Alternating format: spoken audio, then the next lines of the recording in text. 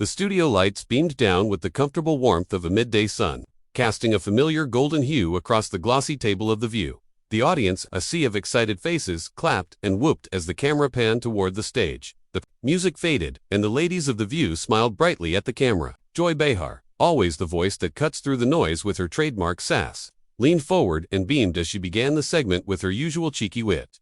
All right, folks, today's guest is someone who needs no introduction, but we'll give him one anyway because, well, that's what we do. He's played gangsters, heroes, lunatics, and legends. He's one of the most intense and versatile actors working today. Please welcome the inimitable, the mysterious, the often brooding, Mr. Tom Hardy. The audience erupted in applause as Tom Hardy stepped onto the stage with a modest smile and a stylish, muted black suit.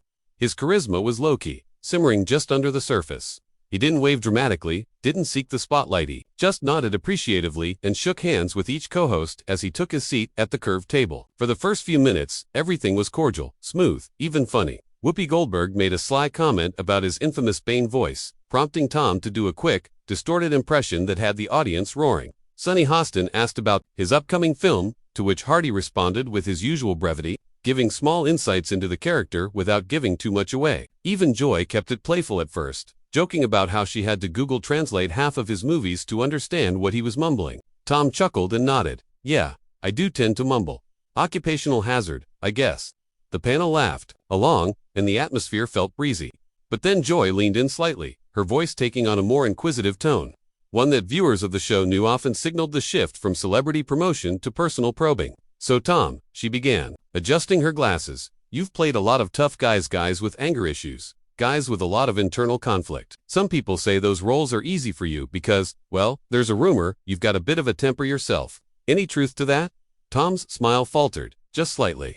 He looked at Joy with a mixture of amusement and wariness, the kind of look a man gives when he's deciding whether to play along or brace for impact. Is that what people say? He asked, voice still measured. You know how this town works, Joy replied. People talk, and there's stories out there, crews being nervous around you on set, heated moments with directors, that sort of thing. The audience grew quiet, sensing the subtle tonal shift. Tom clasped his hands together and leaned forward a bit.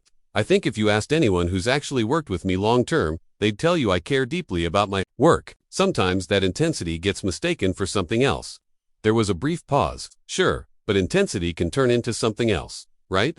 Joy said, pushing just a bit further, the corner of her smile tilting into challenge. Ever cross the line? Tom's eyes narrowed just a fraction, his jaw twitching. I've never laid hands on anyone or screamed in someone's face just for the hell of it. If that's what you're asking, but I'm not here to explain myself to tabloids or strangers who don't know me. He shifted in his chair, the casual posture stiffening. Whoopi sensed the tension rising and tried to lighten it. You know, we've all had our moments. I once nearly threw a shoe at a stage manager in '87. She joked. The audience laughed, but Tom didn't. Difference is, you can laugh about it, people don't give me that luxury. They want to paint me like a villain, and maybe sometimes your show helps with that, he said, eyes still locked on Joy. The air in the studio thickened. Joy raised her eyebrows, clearly taken aback. Oh, come on, we're just asking questions. You're a public figure. Comes with the territory. Tom leaned forward more now, voice low and calm, but unmistakably pointed. No, it comes with people assuming they know you because they read headlines or hear rumors. It's lazy and it's disrespectful. If you want to talk about the work, fine, but if this is going to be some kind of gotcha interrogation, I'm not playing that game. A few audience members murmured. Sonny glanced nervously toward the producers. Joy, ever unflinching, sat up straighter and responded with that unmistakable bite. You're in Hollywood, Tom. If you can't take the heat, maybe it's not the place for you. For a second, no one said anything. Tom's expression froze, and then slowly shifted into something harder. You think because you've got a table and a microphone that gives you the right to sit in judgment. His voice, though not raised, carried a sharp edge that cut through the room like glass on tile. You don't know what I've come through. You don't know what I've fought to overcome. I've clawed my way out of hell to stand where I am today, and I won't sit here and let someone like you trivialize that. Joy's eyes widened. Someone like me, she echoed. What does that mean? Tom shook his head, lips pressed tightly together. It means I don't have time for smug, self-righteous talk show hosts who think it's cute to push people's buttons on live TV just to get a viral moment. The studio fell into near silence. All the warmth and ease from earlier had evaporated, replaced with a cold, thick tension that wrapped itself around every face in the room. And that was just the beginning. For a few suspended seconds, the silence in the studio was suffocating. broken only by the faint rustling of cards in Sunny's hand as she nervously shuffled the show notes. Eyes darting between her co-hosts and the crew behind the cameras. Tom Hardy sat upright now, his posture no longer casual, no longer obliging. The actor known for vanishing into roles was now unmistakably himself, tense, agitated, a live wire sparking quietly under the surface. His gaze never left Joy Behar, and despite the bright lights and dozens of onlookers, the table now felt like a battlefield.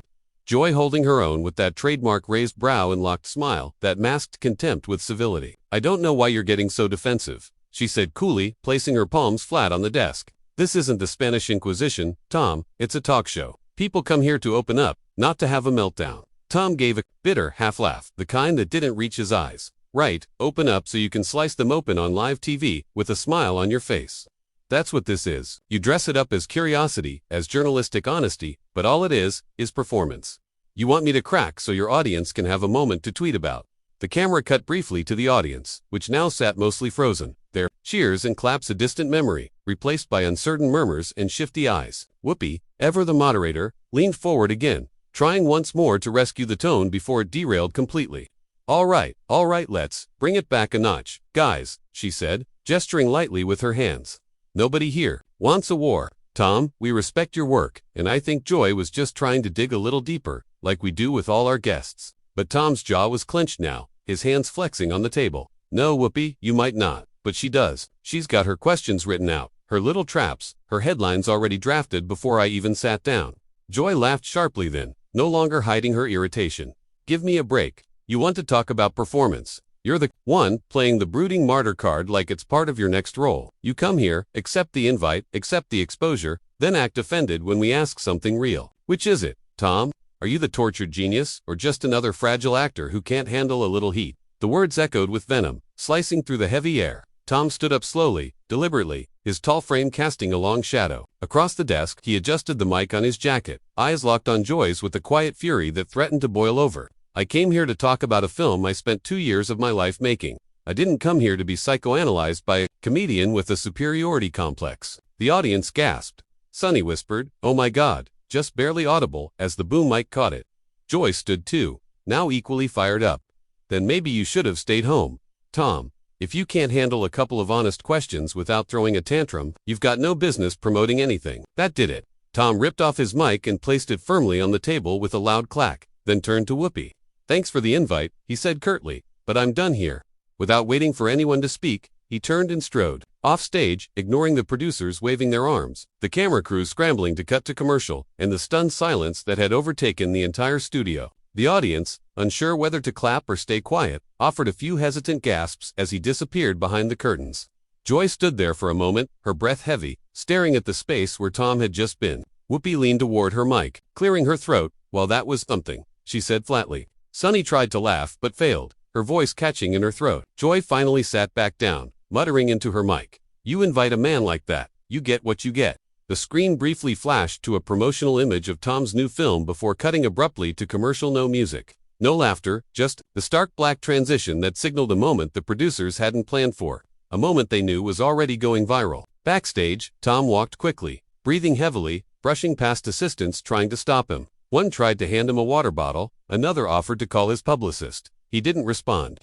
He pushed through the exit doors and into the Los Angeles sunlight, his steps hard and purposeful. There were no apologies, no second takes, no carefully curated damage control. Just a headline waiting to be written. And as the view returned from commercial, Joy still bristled. The remaining hosts attempting to salvage the energy, but it was clear something had broken. The segment would be clipped, shared, debated, and dissected for weeks. Some would side with Tom, applauding his refusal to be humiliated. Others would praise Joy for holding him accountable. But no one would forget it. And the silence that lingered at that studio table would speak louder than any scripted line ever could.